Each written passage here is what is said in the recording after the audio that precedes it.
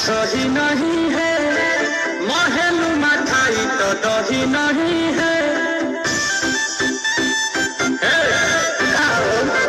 लागे मिजाज आज सही नहीं है, महल